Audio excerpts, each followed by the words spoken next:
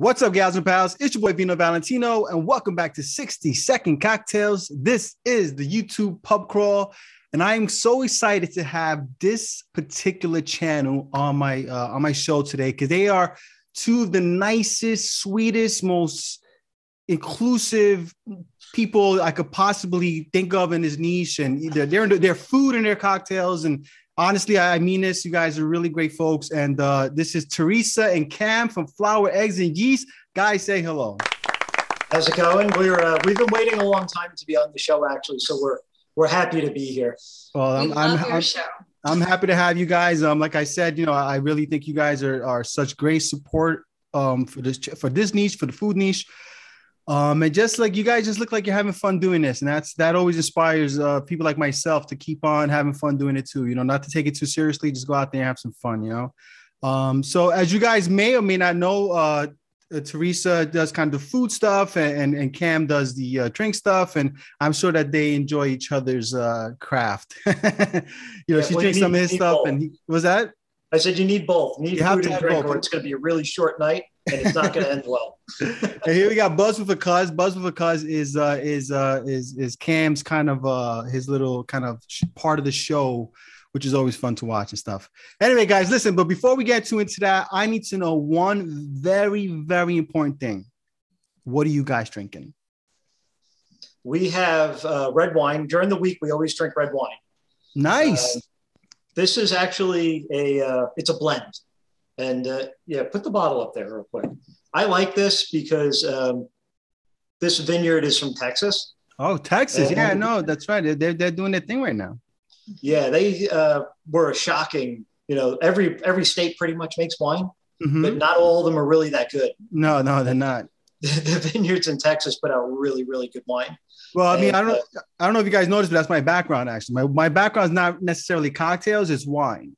I know how to do cocktails, but my focus was on wine because I did a lot of big galas and stuff like that in my previous life. So, it was a big focus on pairing wines with meals and stuff like that. So I still have a fondness and an appreciation for the juice. You know what I mean?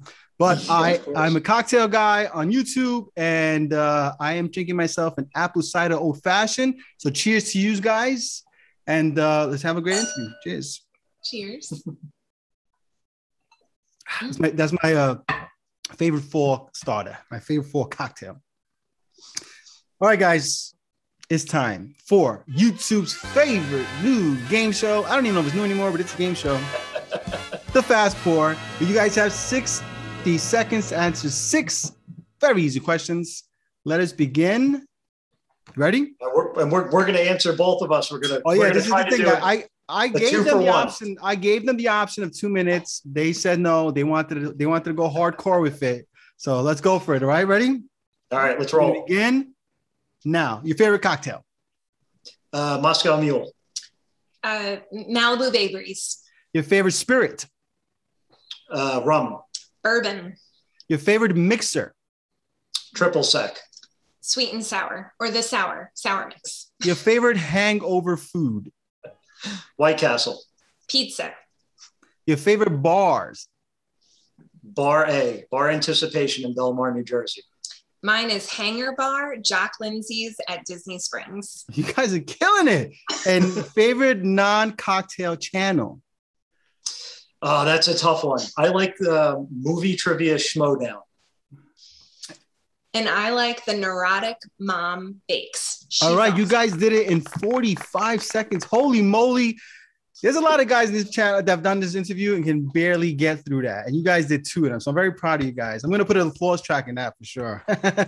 So Bar A, I know all about Bar A, man. That is a New York, New Jersey staple. Great sports bar, man. It's a fantastic spot.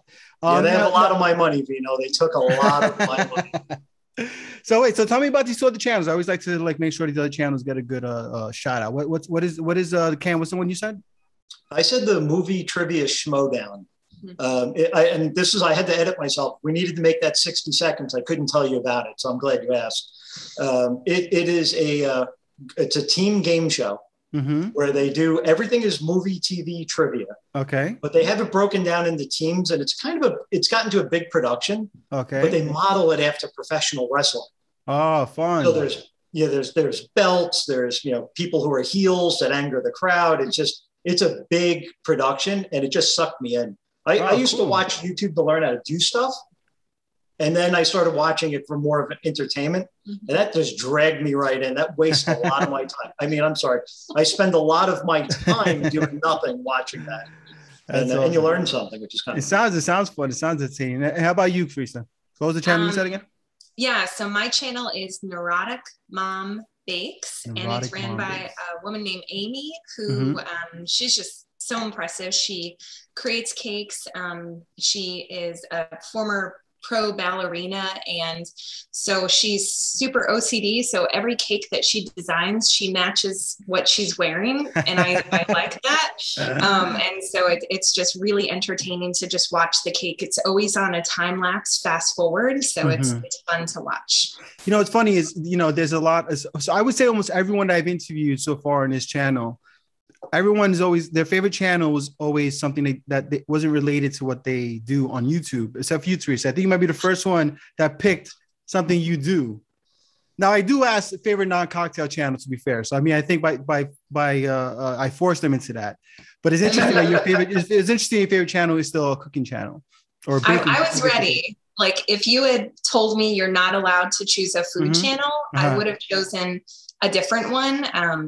I feel like you guys must have done your homework, right? Because you flew through this. You're like, honey, we're not gonna make fools of ourselves. We're gonna nail this. Well, we watch your show every week, and we love it. And I know last week was Tim, and just every time that you get to interview someone from the community, I really enjoy. And we both just are in the kitchen listening to you guys do the interview, and we just love it. Thank you so much. I mean, how fun was that Tim interview, guys? Seriously. Right? Yeah. My favorite channel is The Spirit of the Cocktail. Yeah. I'll let it go. I'll let it pass. So listen, guys, tell me a little bit about your background. You guys are not from Florida, but you live in Florida currently, correct? Yeah. But Cam, you're from New Jersey, right? And Theresa, you as well? Okay, so you're both from the tri-state. All right, cool. So now you guys have this food channel. How long have you been doing the food cocktail? How long have you been on YouTube? May of 2020. May of 2020. Okay, so you guys started during the COVID era, like most of us did. A lot of us did. And what sparked it? Like, what made you guys decide? You know what? We're gonna do a channel. Was it Cam? Not so much. I'm not as motivated as I used to be honest with you. So I think a lot of people get into it and they don't realize how much work it is. It's so much work, right? Like, I'm just going to do a channel, and then a month later they kind of peter out because it's a lot of work. But I started seeing people do stuff, channel, and I'm like, I think I could do that, And like I said, I traditionally just watch YouTube to try to learn something, how to do something around the house, whatever the case may be. And I'm like, well, maybe we should give something back. And I'm like, initially I started doing, unboxing videos of alcohol. I'm like, everybody's unboxing stuff. I'm like, to me, it was kind of ridiculous, to be honest with you. Yeah. But I'm like, you know what? There's so many opportunities to talk about drinks because people don't know. You walk in, you look at a label, you can't see inside that bottle and say, I'm going to like this or not. Yeah. So I'm like, I am going to fall on the sword here. Yeah. I am going to drink these drinks and tell people whether I like them or not. And that's kind of how it got started. So it started more with the cocktail side. Oh yeah. Oh, cool. And when did you decide, Cam, Theresa, did you kind of jump in and bake and cook? I think it's just because we got kind of stir crazy in the house. It was during the pandemic, and I just wanted to participate. And so most of it, I was just doing the editing and creating. He would film and I would just create it. Yeah. But again, he didn't always have the motivation to do it. And so I was like, I'll do it. So I just started to have fun. But then I realized how hard it was to be in front of a camera. And I was like, you can't be in the kitchen. I don't look at me. It was terrible at first. Now, did either one of you ever, Cam, did you ever bartend professionally or anything like that? Or Theresa, did you cook, bake professionally? Or is this total hobby for both of you guys? She bakes professionally. I was never a professional bartender. Okay, cool. I don't think I have the temperament for it. I'm like a very short-term person, like. It's just, you know. And Theresa, so do you bake professionally currently still, or was it just something you've done in the past? No, it's so I went to culinary school up in New York City. Okay. So Okay, down, cool. down in Soho. And then I opened a bakery with Cam in Texas for about 4 years. And really? so it was good, and did a lot of wedding cakes. We did on average about 50 wedding cakes a year, and then all the specialty things. And then I just always worked in bakeries growing up. Yeah. And then, it's just so much fun because you get to create something beautiful and then you get to eat it. So it's positive. Yeah. And the thing about bakeries too, or bakers or people who make cakes specifically, like wedding cakes and birthday cakes, you're making something cool and delicious, but you're making something that also means something for that person in that moment. There's a symbolism there. It's not just something you consume. It's not like a cookie. Chocolate cookie, you eat the cookie and the cookie's over. But a cake is not like that, especially again, like a celebratory cake. This is someone's wedding. People will keep it for a year after the wedding and have it again. So like that experience is repeated over and over, and it's a super cool thing. And I did a lot of weddings, and so I always remember how special like the cake was to the bride and the groom. And also I grew up in, North Avenue. So, there was so many bakeries, and I know all the people that own the places. And, it was always something very, it's comfort food, right? Baking, drinks too, drinks and sweets are the two things people escape to. Right. And you guys deliver both of that, and you do it in such a wholesome way. Like, you guys honestly are just two of the nicest people in the niche. I mean, we always talk amongst each other, just how nice you guys are, how great you are. And, it's just great to have you guys as part of our community and just being so supportive and stuff, Yeah, we definitely appreciate that. Awesome. Because what we do is a little bit different than what you guys are doing. Absolutely. Yeah. Yeah. So like, sometimes you're like, are we part of this, group, or we're not? We're kind of like on the fringe, but it's nice to be accepted, and that we kind of treat people the best that we can. Yeah. Because, people have treated us well too. So it kind of goes around, and that's really where it comes from. I feel is that good people, deserve to be treated well. Yeah, I agree. I mean, I think in terms of being part of the community, I mean, that it's more than just what your content is ultimately at the end of the day, right? It's the personalities, it's the people. I knew one thing when I joined YouTube and I saw how the cocktail channels were all kind of separate. I was like, that's weird to me. I felt it was odd.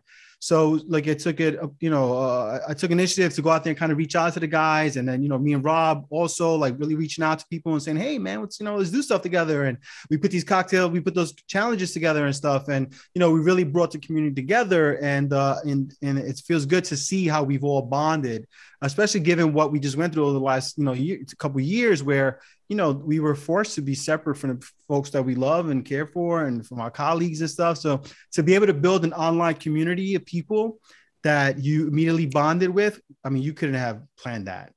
You couldn't have planned that. For sure. Yeah. For sure.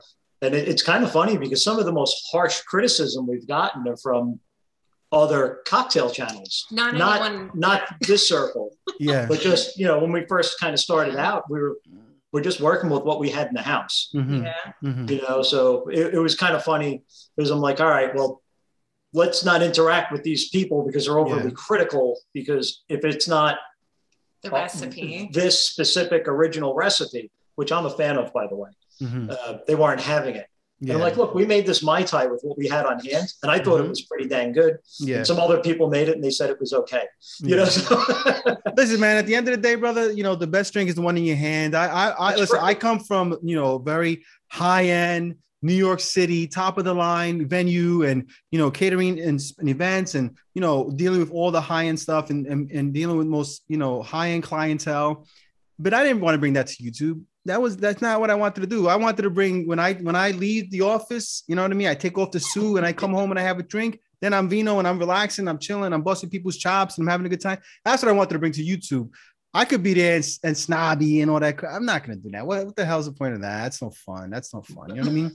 So for me, it's like, I want to be the neighborhood guy that I am. I'm a neighborhood guy that happens to know how to make a good cocktail, knows a lot about wine. and knows how to handle an interview. You know what I mean?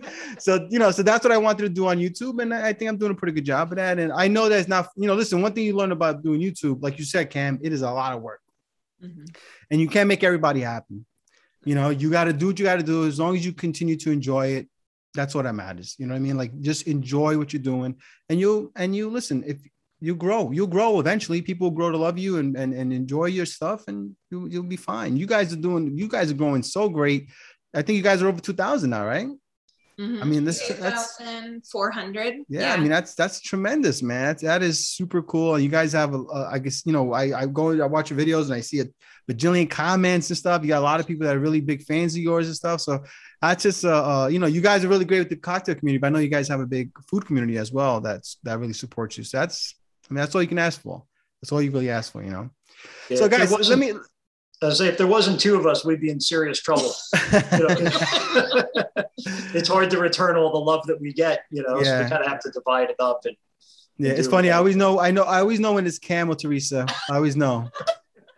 There's a very distinct response difference. I know Riley called me out that one time. She's like, "Oh, this is Theresa," because I had written "yay" or something. I'm like, I'm like, I hope Cam didn't write this. So I'm like, I don't think my buddy from New Jersey is writing this way, So listen, guys, if you could, like, what's your elevator pitch for your channel? You're stuck in the elevator with Bill Gates, and he wants to support your channel. What are you telling the channels about? I would say, and I haven't thought of this, so this was a good question, and one that kind of changes from day to day. Mm-hmm. Because I really do feel like, depending on what we're doing, the whole vibe of the channel can change. Mm-hmm. So we do holiday stuff, we do, just your regular day to day, but I feel like it's really just a mixture of good food and drink. Mm-hmm. Mm-hmm. That's where I would come to look for, things that would help you celebrate life at any specific time or pattern that you're in. Yeah. We have something for you. Yeah. That's a good one. Yeah, that's true. I mean, there's a vlog like component to your channel. You know what I mean? It's not just tutorial. There is a vlog component to it where it does feel almost like you're like a blog, right? Like you're just telling a story. It's not always like, here's how to make a cake, here's how to make a cocktail. There's you and Disney, showing off fun stuff you're doing. And, I think that get more personality to the channel too, right? Like you get more connected to you and to Theresa because you feel like you're kind of in, part of their journey, part of their lives. And people love that. That's the stuff that really, really clicks with people, That's why I love adding the bloopers in at the end, because it's real. And sometimes people will think that a channel is flawless, that they never make mistakes. And I think the best part of the video is sometimes the bloopers, where oftentimes like something happens and we curse, or it's a fun activity. And I hope that when someone comes to our channel, that they can find joy in it and just be entertained, and just walk away with a smile. Yeah. And I think for me, it's really important to have a little bit of a little bit of a concept of what it is that you're putting behind an item, right? The story, the history, the something. That's why I like to give a little bit of tidbits. I don't like to read off of a long sheet of paper and say in 1563, but like when you get where it is and what its perspective of that particular product or drink or food item, it kind of gives it more significance to me personally.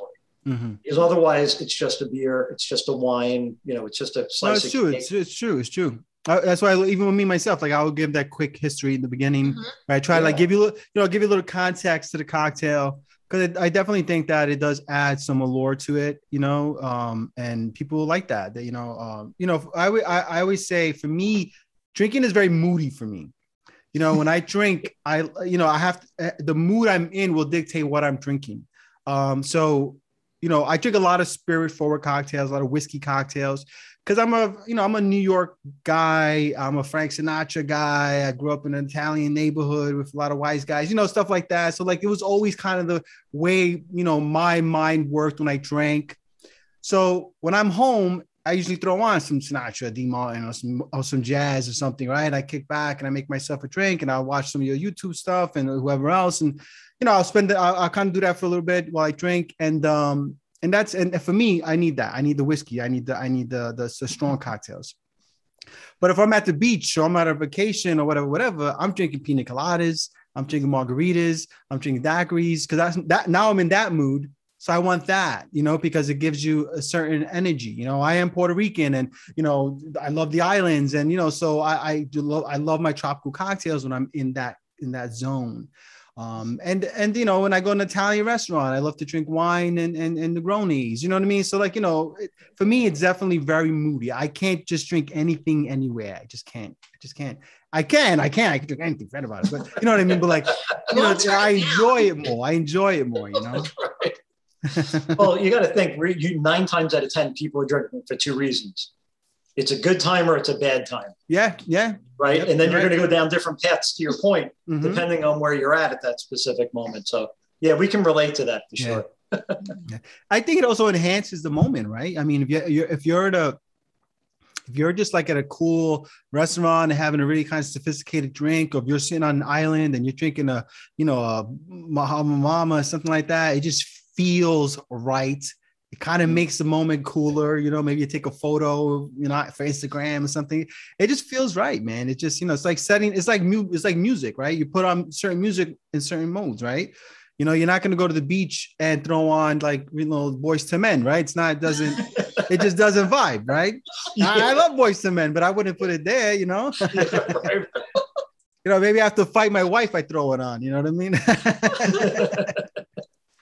But then, if I'm at the beach, I want something reggae. I want something, what I'm saying? So for me, I'm just that kind of person. I'm very much, the mode I'm in dictates a lot of what I say, what I do, how I feel, what I drink, the whole thing, So guys, so I guess, I'm gonna try to do a little food and a little drink stuff for both of you guys. I do want to know, so, I come from the catering side of things. So I appreciate food. I love food. I worked in, 15 years.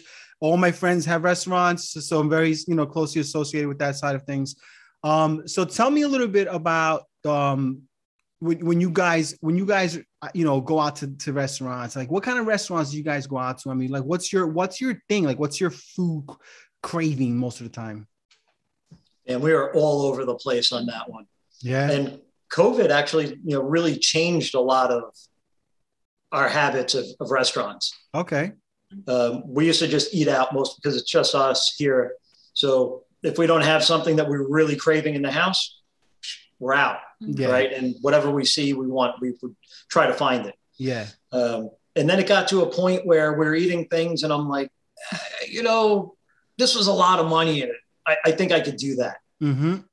So we went from, trying to have like a Fleming's or Ruth Chris, type experience down to, I'm cooking those steaks at home because even though I don't have an 1800-degree grill, I'm going to get as close as possible, and it's not going to break the bank. So a lot of the times now when we go out, it's for stuff that we can't make or that we can't make well. So Mexican all the time. Or Asian food. Yeah. Those things, I'm not equipped here at the house to produce something that I feel good consuming. So we go after those. But all the other stuff now, the Italian foods, everything, we mostly do here, but we will enjoy a night out for sure. Still. So I know you say you drink mostly wine during the weekday. Cam, what's your drinking habits besides wine? What a big beer guy? I know you do a lot of beer reviews and stuff like that. Would you say beer is your preference over cocktails and wine? No, beer for me it's gotten very seasonal, to be honest with you, outside of the channel. Yeah. I enjoy the Oktoberfest beers immensely. Yeah. But, you start running into now where a lot of the beer profiles are kind of maxed out. So you find what you like and you can drink it, but you can't have that same thing every single time. Some people can, right? Some people drink the old fashioned, old school, and that's their drink and they drink it every day and it's good. But I try to get a little bit more variety. Yeah. So I would say I cut my time pretty good as far as, splitting between beer, wine, and cocktails. If we're on vacation, is probably more of my preference, like you were saying. Okay. But I try to keep my sugar low. or as low as possible. And if you order a drink out, it's very difficult to keep, unless you're doing, a rum and Diet Coke or something like that. Or something just, I mean, you could do like my hands and stuff, like stuff that's more on the stiff side, but it depends on what you're doing and where you're drinking, or where you are. Like, again, and if you're driving, I know you guys live in Florida, so there's a lot of driving entailed with wherever you go. So you don't probably want to get too hooched up. You know what I mean?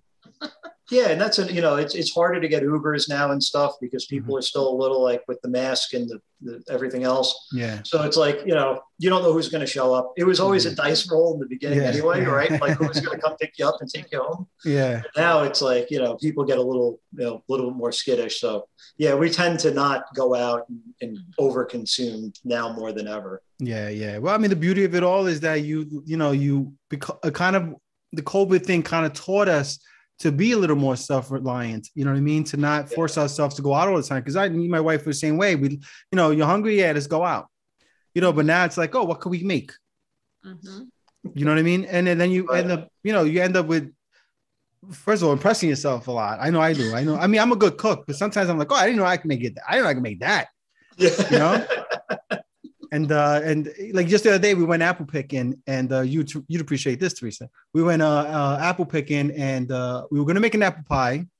And so my wife's like, oh, I don't know if I want apple pie. She doesn't love apple pie, but she loves apple crumb. So she's like, can we make an apple crumb? I was like, all right, I don't know. I never made one. They look like they might be a pain in the ass with all the stuff, It was unbelievably. I killed it. We killed it. It was amazing. It was amazing.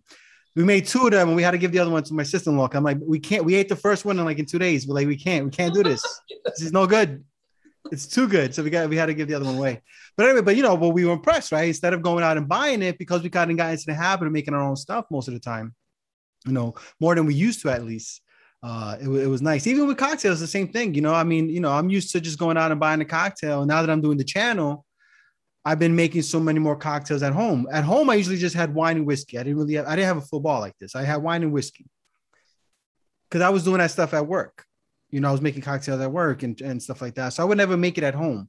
But now that I'm not in the industry, but I still have the channel. I make the cocktails here now, and I'm experimenting more. I'm doing stuff that normally wouldn't probably do as well at the bar with the general audience. You know what I mean? With the general public. You know what I mean?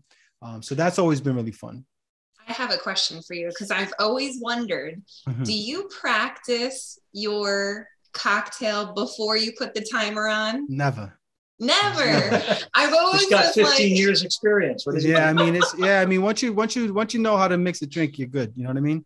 I know when I eat it a lot. Was that you win a lot at the game. I mean, but you have to understand something. I mean, I've said this a couple of times before.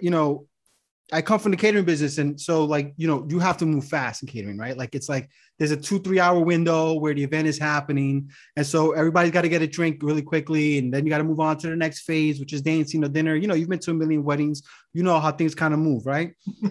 So, I was food and beverage director. So for me, I had to direct everything, make sure everything was going, at a good pace. And so my thing was always telling my waiters and my bartenders, no transaction, no drink should take more than a minute. You should bang them out in 1 minute or less. So I decided when I did YouTube that I'm going to challenge myself to do that, because I was always instructing my guys to do that. And so that's where I kind of got the idea for 60-second cocktails and stuff to do that. That's awesome. It's just kind of, when I build cocktails, when I was building my cocktails at work, I was doing that. I was keeping that in mind. I'm like, how long is it going to take my bartenders to make this? You know what I'm trying to say? So I would try not to make anything too crazy and too elaborate, because I'm like, they're not going to be able to do this fast enough. Mm-hmm. So, it was always that type of thing. So it's just, I know when I'm not going to finish the cocktail in time. So I sometimes won't even do it. I'm like, I won't even time myself. I'm like, I'm not going to finish this in time. So I won't do the time. Right. You know what I mean? Because I know, I'm not an idiot. Those those tiki cocktails and stuff like that. Those things take too long. They take too long. But I'm more of a 3-ingredient cocktail guy. One of my favorite books is the 3-ingredient. Is this thing here, 3-ingredient cocktails, and it's a fantastic book that has all these really great classic cocktails that you can do in under 3 minutes, and I love it. It's the Rob Roy's, it's the Manhattans, it's the old fashions and stuff like that. And those are the kind of tricks I love anyway, so it works out for me. Yeah, we learned too by measuring the stuff out correctly. what the cocktail's supposed to taste like. Sometimes, you know, you go out and somebody mixes you a drink and you're like, no, this isn't right.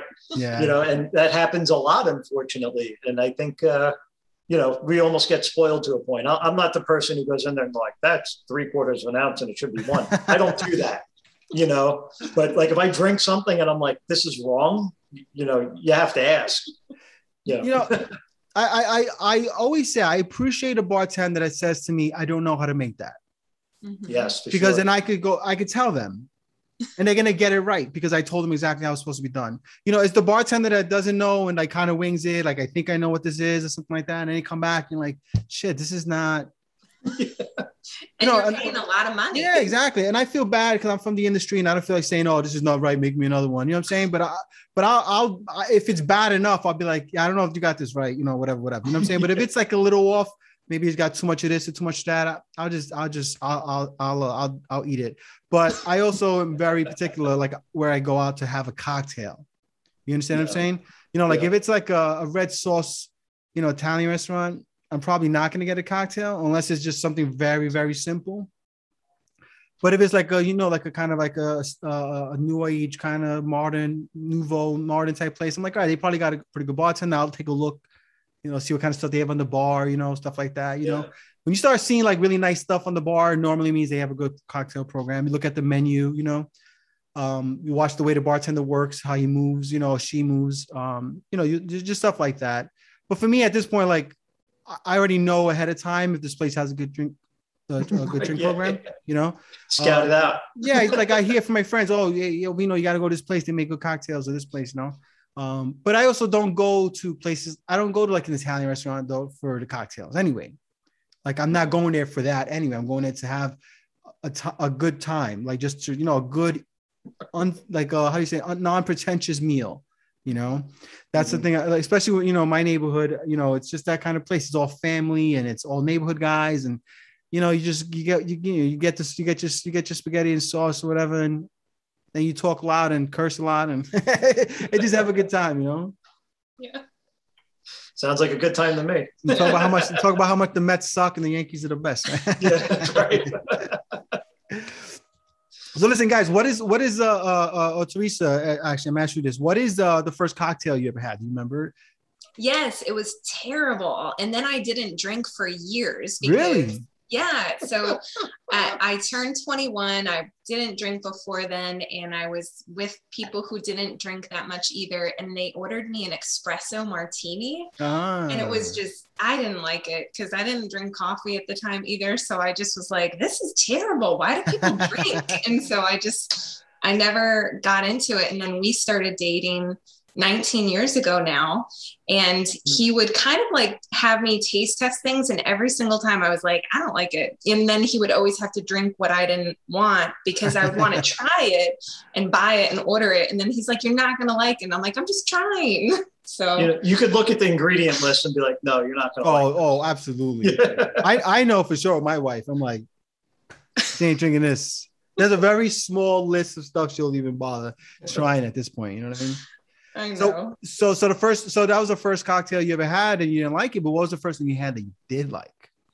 That Malibu Bay Breeze. And Dave on Booze on the Rocks, he was going through like a phase of making those tropical drinks. And I remember asking him on a comment, like, hey, can you make, like, I've asked everyone at different bars, do you know what a Malibu Bay Breeze is? And a lot of bartenders didn't know what it was, and I didn't know how to make it. It's so weird. That's such a common basic cocktail thing, I think. Maybe it's a Northeast thing. Maybe, I don't know, but I feel like every bar out here makes Malibu Bay Breeze.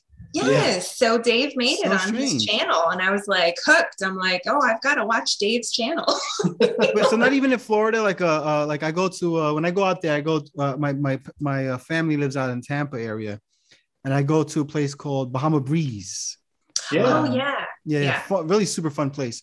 But they definitely have to know how to make that stuff. I mean, come on, you go Bahamas, please go Bahamas, breeze. I know. So we lived in Texas for 10 years. And so during that time frame is when I would want one, and not a lot of Texas bartenders knew. Okay, Texas is different though. Texas, the cocktail scene, at least during that time, probably wasn't very great. I mean, from what I understand, it's improving a lot because of places like Austin and Houston and stuff. But, it was a beer drinking, whiskey drinking, state, you know what I mean? Florida, they know how to make those Bay Breezes. I think they got those things on tap, So you didn't drink coffee though, so that was part of the problem too with the espresso martini. Do you drink coffee now? Yes, and have you had one since? Yeah, so I had not had it since I was 21, and we went to a bar, and this really great bartender girl, she was making drinks, and she was trying to kind of get us engaged, right? Come back to my bar, right? Because I'm so good. And she had a little left over of the espresso martini, and she gave a little sample to us, and I was like, this tastes delicious. I didn't know this was what this was supposed to taste like. Now, it's also possible the first one you had wasn't made well. You know what I mean? True. So there is that, but the fact you didn't drink coffee much, and coffee, people, there's a certain people don't like to taste the coffee. A lot of people don't like to taste of it.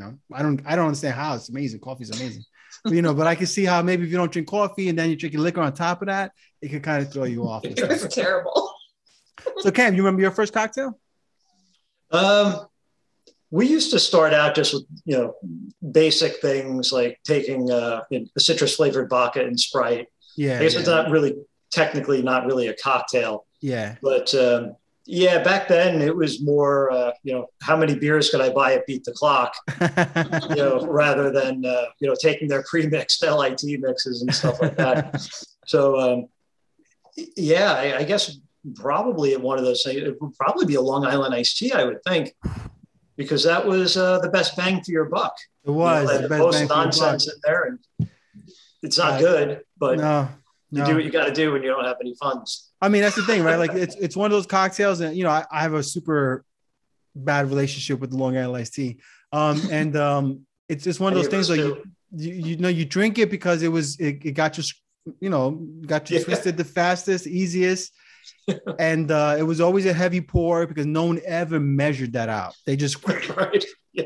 It was always a fast pour. So you were like, all right, it's awesome. And they were, the same price as another cocktail that had 2 ounces of liquor in it. You know what I mean? All this thing's got like 25 ounces of liquor in it. You know what I mean? Pouring over the top. Seriously, man. So, I mean, but the problem is because, especially with me, like it was basically my first cocktail. And so you're younger, you're cockier, you're drinking faster and more, and you're not eating right. And, you know what I mean? So before you know, you were gone. And then you drink more when you're that twisted because you're thinking, no, you're now you have no ambition, right? It's just like, whatever. It's a good idea now. It's a great idea now. So yeah, my Long Island iced tea is always followed by a lot of vomit. So I don't. Oh, no. A lot of vomit, a lot of, mistakes. So what's the first cocktail that you actually enjoyed though, that you actually said this is my joint? I think it would be an old fashioned. And nice. It's kind of funny because I had a friend who became a bartender, and he needed to learn more of the drink names. So me and a couple of other guys offered to look through this Rolodex of drinks and say, we want this, and you make it. And there were some things in there that I know that I'll never drink again. And I've kind of erased them from my mind. But the old fashioned, that was something, I was like, I don't understand why it was called an old fashioned, because it seemed like it was, you get connotations from the name of the drink, right? Smoky bar, 100-year-old people sitting and it was nothing like that. I thought it was a really nice, we were eating steak at the time, and I just felt like it went with it so well. It's the perfect steak. I'm like, this is my thing. I have my plate and I have my drink, and I'm good. I'm ready. Yep. That's probably the first time I had an old fashioned was at a steakhouse as well. I'm pretty sure it was Keen's in New York City, and it was like I didn't know what I heard of it, but I never had one before. So I was like, oh, let me have an old fashioned, and it was an okay old fashioned, but I knew that it was going to be a good thing. Like, in the long run, I'm like, man, if something tells me this wasn't made as well as it could have been made, because I'd seen pictures of them and they looked prettier. And this one had like the red neon cherry in it. And I was like, that's not for me. I've never liked those things. Those things. Yeah. Yeah. So then I was like, I don't know about this. But then, I went to a nicer place later on and had it done the right way. And the rest is history from there, So Theresa, let me ask you, what's your favorite thing to bake? Cake, cookies, any particular thing? I love baking, and I haven't even put it on the channel yet. It's an apple cinnamon bread, and it has like baked apples in there and caramel, triple drizzle. It smells so good when it's in the house. Like it smells so good. It's so good. I love it. And anything with those vanilla aromas. How are you not going to make that now? It's fall. This is the time to make it. So much video to edit. I am so far behind. That sounds remarkable. I'm like, how many Mondays are left before Halloween? There's only 2. Oh my God. Like, what can we fit in? It's just you might need to do a couple videos a week then. This interview is going to come out like probably second week of November, first week of November. So it might be a good time to do it. Then I can link it in the description. Oh, that's a great idea. And I want to eat it. So there we go. There you go. And you guys just reminded me, I only have a few more days to put together that Monster Bash contest. Yeah, I know. I have mine ready. So I have to film it now. So I'm filming it this week. My daughter just got a tummy ache. She got a little stomach bug. So I've been home with her all day today. So haven't been able to do that. So guys, so all right. So Cam, your wife is a baker. What's that like, my friend? Tell me. My wife's a paralegal. I don't get to enjoy that. It's nothing fun. She doesn't bring anything home.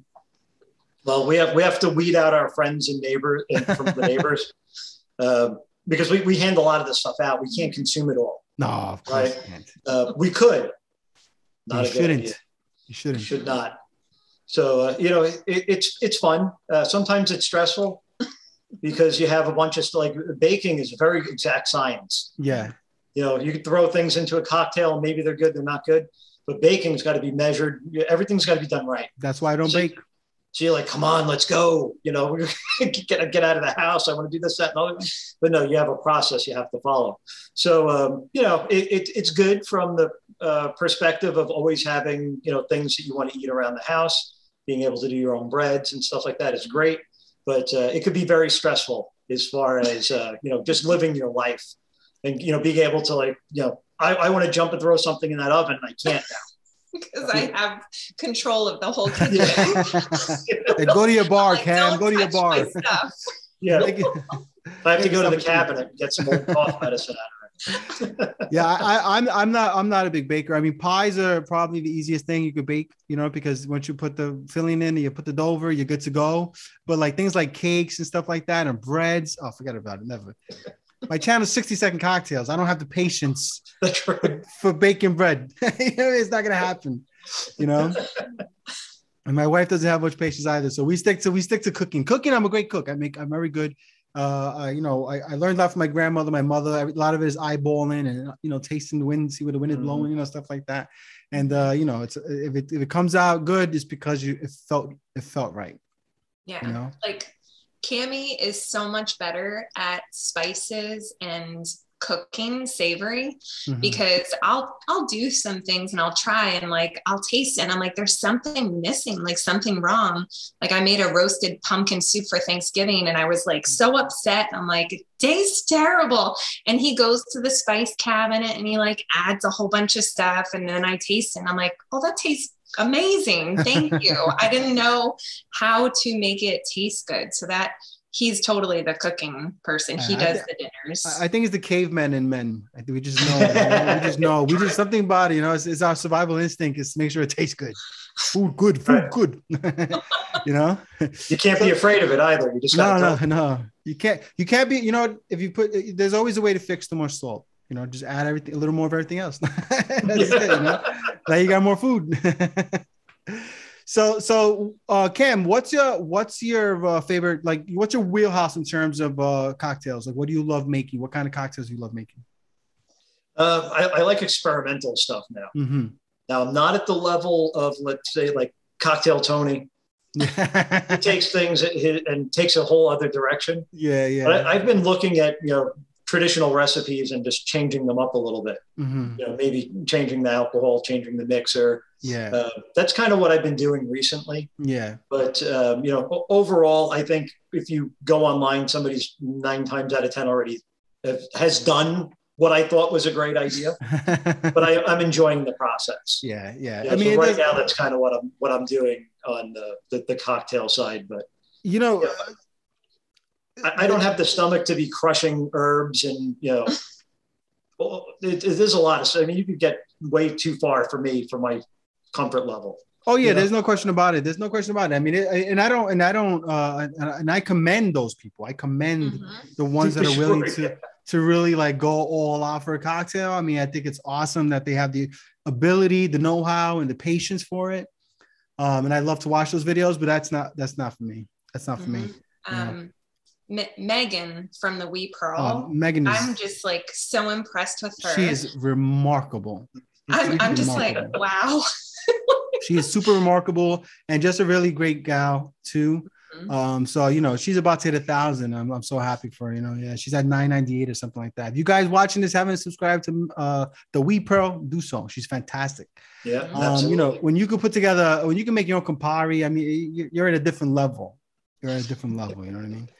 And I would never ever pretend to say I could do something like that. I mean, maybe if she gave me the instructions, and I still not be able to do it, because I'd be like, forget about this. It's taking too long. This is too much. That's like a 60-day cocktail for me. So let me ask you, what do you guys do when you're not baking and drinking? Like, what's the Cam and Theresa show? What's that all about? I'd like to say it's traveling, but obviously, that has slowed down a lot. But I kind of get the urge to get out and hit the road. And it's funny because you'll live someplace and you're always like, we'll do that tomorrow. We'll do that tomorrow. Then you don't live there anymore. And you're like, we should have saw all this stuff. Yeah. So I try to plan to do something that's outside of our normal circle. Otherwise you're just doing pretty basic things, right? You're going to the liquor store, you're going to the grocery store, you're going to the movies. But, we like to kind of get out and explore a little bit. Yeah. Yeah. And when we're on the road, if we see a vineyard or, a winery or a distillery, right in. Quick left, let's get in there. I mean, why not, man? This I think these times have made you, again, not only what you cook at home and drink at home, but also what you do in terms of your travels, right? We've been kind of restricted in terms of what we could do. So like me and my wife, we've done a lot more exploring of the local areas, like checking out more of the parks, museums, and restaurants, and whatever else is near us that we kept stalling because we're like, oh, let's go to this island this year, or let's go to this state that year. And so it's forced us to be a little more creative locally. And we've discovered some really cool, fun places, man. It's really been awesome. Especially, we got a 5-year-old daughter, and it's really great because, we could just jump in the car with her and just kind of go and show her, the area more and do more family-oriented stuff that doesn't require us to, pay for another, flight, or pay for, I'm trying to say, it's like, it's like that stuff adds up. So it's been cool to kind of really do that stuff, Yeah, and plus there's just so much to see. Yeah, there is. So now you guys have been doing a lot of Disney stuff. Tell us about that. What's going on with that? So we live really close to Disney. When we first moved here, we would hear explosion sounds at like 9 o'clock at night. And I'm like, what is that? So we can hear the fireworks. And so we try to go as often as we can. And we don't really ride the rides all the time. Of course, it's more about, we get a lot of walking done. So most of our weekends, we start out early and we go park at Hollywood Studios, and we'll do about 12 miles of walking that day. And what's nice is that Disney has this food and beverage offering that has great wine and food. So that when we get overheated or hot or thirsty, we can stop and have these nice little experiences. And especially this last year, I find that Disney cast members kind of like could make a moment magical. And they really do care, or they seem to care. It's a good pick-me-up is what she's saying. Like, just to kind of get out. And I think the other thing with it too is that a lot of people think it's just for kids. Right. Yeah. I promise you it's not. There is plenty of adult stuff to do. There's plenty of so many adults that love it. Mm-hmm. It got very international, you know, and it's just nice to be able to go and relax and, you know, either people watch or exercise, eat, do whatever, you know, and most people like, oh, it's just for kids, you know, they only see the commercials on TV, but they've really upped that culinary game to like a whole new level. You're not getting, you know, chicken fingers for dinner anymore. Yeah. You know, theme parks used to be the worst. It would be like theme parks the worst food, then your stadium food would be here. You know, like just airline food is at the bottom. Yeah, okay, yeah, that's the worst. But everybody's gotten hip to the game. If you don't have high quality products and service, you're not going to get the people in. Yeah, I mean, I could tell you at least here in New York, a lot of Disney's commercials are definitely oriented towards like the entire family now versus just the kid. Yeah. You know, and I've got a ton of adult friends who are like massive Disney fans, huge Disney fans that, you know, like they go to Disney World just by themselves or they go with their kids, but it's really, you know, an experience for all of them. Yeah. And so my daughter, and, you know, and every time Theresa makes some sort of like Disney themed thing, I always say like, oh, my daughter would love this because my daughter is obsessed with Disney, especially Disney princesses. She loves them. So we're super excited to finally be able to take her so she just turned 5 in July and we were supposed to go to Puerto Rico right before the COVID thing happened. And so we were supposed to go that March and then we got canceled. The flight got canceled. So we have a credit. So, you know, we're like, you know what, we probably may take her to Disney World and, you know, have her experience it for the first time. I think this is a good age. She's really kind of with it, you know.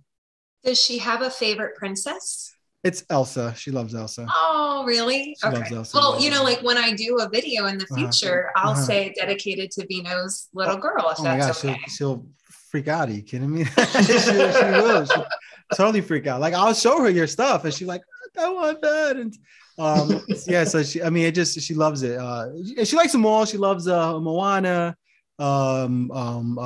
Tiana. All of them. She loves them all, but Elsa's definitely her favorite. She's the big one with the little girls. She's really, really big because of the magic, because she has the magic, I think. Yeah. So Disney, well, one thing I would say though about traveling in Disney, you go to Epcot Center and there you go. You're good. Now you can just travel. You can travel all over the world in one day. Right. So you don't have to worry too much about that. So let me ask you then, what do you guys what is the future for your channel? Like, what do you guys really want to do with it? I mean, do you think you'll continue to kind of just have fun doing it this way? Do you think maybe like a cookbook in the future, or like, what are you guys thinking in terms of the brand? That's a great question. I think we're just going to continue to do it and have fun. Mm-hmm. If I got motivated, I think a cookbook would be great. Mm-hmm. Because I like storytelling, you know, and sometimes I don't always do it in the videos, but you know, that type of thing appeals to me personally. Yeah. And I think people kind of connect with that to a certain degree. Yeah. But people love a good story. Absolutely. There's been so many times where like we kind of have to edit ourselves because we put out 5 videos a week and drive people crazy. You know, like there's always something to talk about. Yeah. And I'm like, let's stick to our lane. You know, let's stay here because, you know, I'd love to start adding like pizza and other things that I do consistently at the house. But I'm like, every once in a while, you know, let's stay on the road we're on until it's not fun and then change it up or do something different. But yeah, I think there's plenty of opportunity for us to grow inside of our own little bubble. But I haven't really thought about, you know, what's next too far from us getting all the material that we already have out in a timely manner that people can consume and enjoy. I do have a goal though. So I like goals. So on the food side, there are these channels. There's an example, How to Cake It. So How to Cake It has, I think, hundreds of thousands of subscribers, and what they do is what I would like to do with the food side, where they sell classes virtual. And I've purchased a number of them, and they have like 100 people join for 2 hours to learn how to decorate a cookie, and they just paid $25 to $35 per person. And they're doing it multiple times per week. Yeah. And I love the service, but I do think that eventually I would like to offer that as a channel, because I just find it's fun to interact and teach people and to be able to like show them how to do things a little easier. I'm not at that level, and you have to be at a certain level with your audience that you have enough people that would be willing. Yeah. So that's my goal is, you know, like he's doing the buzz with your cousin. He does his grandma's recipes on the food side as well. But those decorating videos, I think I just find so much peace and happiness with watching things get beautiful and decorated. So I want to teach people how to do it. Yeah. I mean, do you watch a lot of other cooking channels? I mean, I don't really watch too many other ones besides you guys, maybe a couple of others. I do, you know, to Cam's point in a way, like, I feel like, you know, they don't necessarily say there doesn't seem to be a strong limitation in terms of what they do though. Like they do kind of just do a lot of stuff, you know, maybe they won't, like if they're a cooking channel, they don't bake. If they, you know what I'm saying? If they're a baking channel, they don't cook necessarily because maybe the person that can't really do either. But I think like the opportunity to like just with you guys, because you're already kind of cooking and drinking, baking and drinking, you know, you have maybe the leeway to be a little more experimental in terms of the kind of stuff you put on your channel, because people already, it's hard, you can't pigeonhole your channel. It's not like, hey, this is what they do only.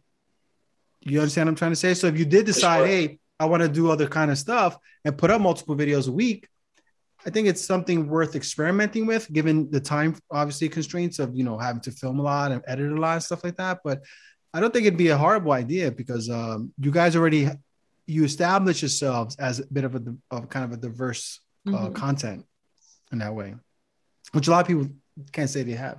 Yeah. You know, like it's either you're a baking channel, you're baking stuff, you're cooking, or you're drinking, and whatever the case might be. So, you know, no, it's true. I mean, I like if I started baking on my channel all of a sudden, not only would it be really bad because I can't bake, but it'd be like, what the hell is Vino doing? You know what I'm saying? It wouldn't be so strange for you guys. It's different. Like you had Jessica on your channel, right? Savage Kitchen. So of course her channel name lends itself to think, hey, she can explore food as well. Yeah. So I also think maybe the channel name is dictating, you know, what people can do, you know, the direction of it. But to answer your question, we watch so many food channels, and the ones that we gravitate to are the ones that are authentic and interact with us. So, you know, I love it when people take the time to reply back to a comment that we've left and they share who they are, like what their name is. And that's why we have always done that. Like whether he's watching the videos or I'm watching videos, we always say who we are,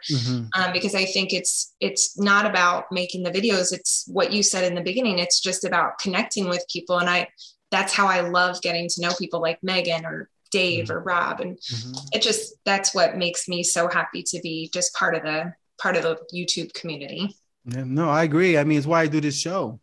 You know, I mean, this big channel, small channel, to me, it's irrelevant. I'm not looking for anything out of it except a connection. You know what I'm trying to say? You know, I just enjoy talking with people. I love to also, there's a personal gain, you know, for me in terms of getting to know you guys outside of watching YouTube videos, you know, but also I think for the community as a whole and for your subscribers, you know, they're going to be able to like actually like get to like basically, you know, talk to you guys now, right? They're going to see this interview and they'll be like, oh, these are the people we watch all the time. They're so nice. They're so sweet that this is what they like, you know? So I think it adds such a great human element to the channels, because I think for so long with YouTube, it was like the content creator was just like they were not real almost, you know what I'm trying to say? They were just, you know, you know what I mean? And so for me, it's like breaking down that kind of third wall where now we are real. We're just regular people that are striving to do something on YouTube. And, you know, we eat, sleep, shit, cry, laugh, go to work, one leg at a time, put our pants on, just like anybody else, except we have a talent. You know, if you want to call it that, for me at least, I don't know, talent or luck, it might be luck. No, but you know, it's something we know how to do, and we go on to YouTube to share that with people. You know, but for me, ultimately, it was always about like having an outlet to share my, again, my gift, my talent, my whatever it is, my love, my passion for cocktails, but also to connect with people and build a community because of the fact that COVID had left me, a man without a kingdom, basically. You know what I mean? I had a king without a kingdom. I had no one, just my wife and my daughter. And that was tough for me because I come from hospitality. You know what I mean? I come from a social professional career. And so like to suddenly be stuck in these four walls was driving me mad.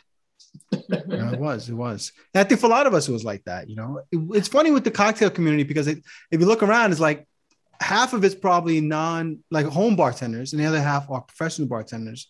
So it's interesting to see how many, how is it in the cooking community, by the way? So like in our niche, there's probably more home bartenders than there are actually people that were in the business, right? Yes. How about you guys? Yeah. Same. Interesting.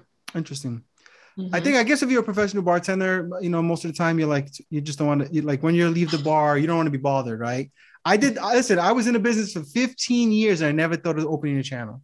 I never thought of it. I don't know. It never even occurred to me. Like I'm good. I do it for work, Well, and it's so many long hours when you work in the industry, like especially on the culinary side, people are working, really long hours, 2-3 o'clock in the morning. They don't want to do a channel. It's true. It's just like, oh my God, do I have the time and energy for this? Now that I work more of a 9 to 5, I do have the time. And even then it's still hard to balance because I value my family time a lot. Yeah. So, I like to make sure I come home and, spend time with my daughter until she falls asleep. And so sometimes when that happens, though, I'm like, oh man, do I really want to start recording right now? You know what I mean? So like, it's like kind of pushing yourself to keep going. You know what I'm talking about, Cam? It gets to a point where you're like, shit, do I really want to record? But I know that in order for me to, continue doing this, I have to be true to myself and to what I'm doing here. Otherwise, why bother? Yeah. I found it really difficult in the beginning to talk to the camera without having somebody on the other side. Oh, really? Studio audience, which I still don't have. I'm not near him. I never watched. Ironically enough, I still just talk to the camera and there's nobody on the other side. But that was really difficult because you start getting self-critical about what you're saying and doing, right? And then once you get that comfort level that you would normally have if you were making a drink at a bar, you could have a conversation and do your thing and there's your drink and you're good. Yeah. But the second the camera's on you and it's quiet and you're talking and you're like, all right, am I mixing this right? You have no idea how many beers that I poured horribly, only because the camera's going and I'm thinking and I'm, it's all over the place, it's on the counter. I'm like, and I hear him cursing and I'm just staying in the other room. Like, she starts baking a cake. I'm going to bake Cam a cake just to make him feel better afterwards. Yeah. It's funny you say that though. I mean, I've had this conversation with a couple guys. I mean, like I'm like Anders and folks like that who are, we're guys who've done this for a long time. Making drinks is not a big deal. And then me, I am so not shy, right? I'm a total like social butterfly. I'm just as comfortable talking to a person one-on-one as I am talking to an entire stadium. You know what I mean? Either way, it doesn't matter to me. When I first started, and I'm going into this thing going, oh yeah, I'm gonna go there, I'm gonna nail vinoisms and all that shit. I know my personality. I'm a big personality. I was literally like, I can't even look at my first videos. I like people look at them and they say, well, I don't understand if what's the problem. I'm like, trust me, I remember how I felt. And I know I see it, I look at it and I'm like, I can't wait to take those videos down. You know what I mean? I gotta get, once I get monetized, those videos are coming down. I just can't look at them. It was so awkward for me. And I'm like saying to myself, like now I'm in front of the camera, it's no big deal. But I remember at that beginning, it was like, holy shit, this is not me. Like, why am I such a doofus right now? I know. And I felt bad because I feel like I exploited him a little because I would get the film. I would have no knowledge of how he shot or how it went. And I would see opportunities for bloopers or like, I think it would be funny. And so I just started adding them in. And he's like, at first he was like, not really sure, like, do you have to put them in? And I'm like, yeah, that's so funny. Like, it was funny. When I say cut this portion out, And then you go back and you watch a video and it's in there. I'm like, come on, man. And it's in slow motion too. Like she really emphasizes it.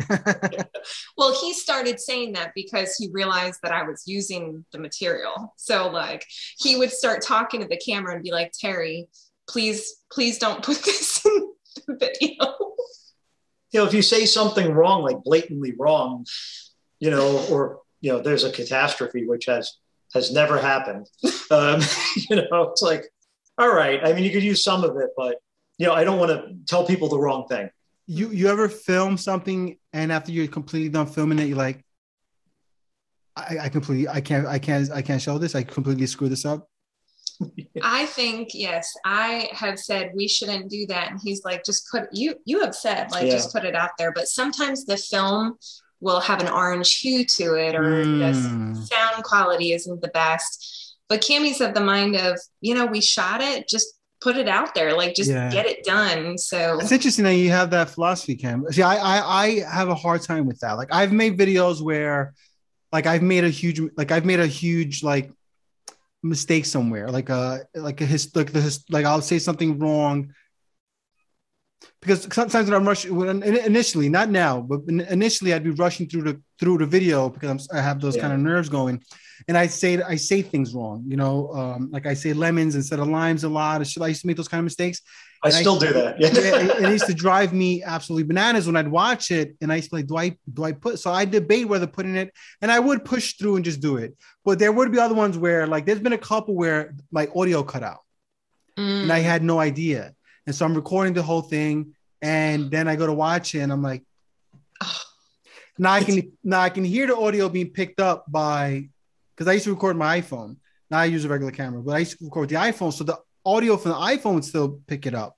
But it sounded very tinty and kind of like far. So I'd be like, do I just put this up with a shitty sound or no? And then I was like, nah, I can't do this, man. I just can't. I don't put a lot of pressure on myself necessarily, but I do like to at least have a complete product. You know what I mean? Mm-hmm.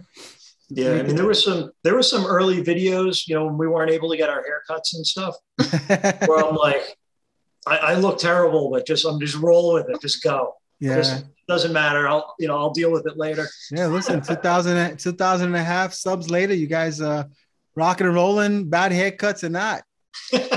You know what I mean? So, I mean, that's a good thing, So listen, guys, I'm really happy you guys came on the show. It was really fun talking to you guys. I mean, is there anything you want to share with the audience before we wrap it up? Two things. Yes. Number one, cooking and baking, there are no secret ingredients. It doesn't exist. It's the process. When you build a cocktail, you have to put things in a certain order to build it correctly. But if you don't, and you have to shake it anyway, it's okay. Cooking, everybody swears that there's a secret ingredient. It's really just how you handle the ingredients that are in the recipe. Mm-hmm. Some of those old, red sauce joints that you go to, those recipes are as basic as they get, but they treat those ingredients right, and you taste that difference. I would tell you that particular example that you use is 100% correct. The Italian restaurants, you would think it's all the same thing, and it's absolutely not. It's how they treat and care for those ingredients. Yeah. Mm-hmm. So that's number one. Number two, don't forget to have a buzz with your cuts. The Buzz with Your Cuts shirts, are they on sale, those shirts? They are. Sell them yet? All right, cool. They are. Send me the description. Send me the link. I'll put it in the description later so people can pick one Appreciate up. And Theresa, anything for the folks out there? I would just say boozy cocoa bombs are coming out this November. So that's what was so exciting and what helped us grow our brand last year. So a lot of booze coming through. And then just thank you. Vino, you've just been so welcoming and you've been a real friend. And we're just very happy to be a part of your community and everyone's community who's watching this. And if you don't know us, we do hope that you come and check us out. So that's it. Yep. Thank you. Well, folks, that is Theresa and Cam from Flour, Eggs, and Yeast. I tell you guys, two of the kindest, sweetest people you'll find in this niche. A great channel, lots of yummy stuff, and you can get a buzz with your cuz and get like some cake with his date. And that rhymed, right? Almost worked. That's a new branding. Cake with your date. There you go. All right, folks. So they can find you guys on Instagram. They can find you on Facebook. Facebook, Pinterest, and YouTube. All right, cool. So make sure you go and check them out. Put all their links down in the description. Thank you guys again for being on the channel. I really appreciate it. And I look forward to seeing you guys continue to grow. And hopefully we could work together on something in the future. That would be super fun. And that's all I got for you folks. All right. So remember, when life gives you lemons, folks, you make yourself a cocktail. Cheers.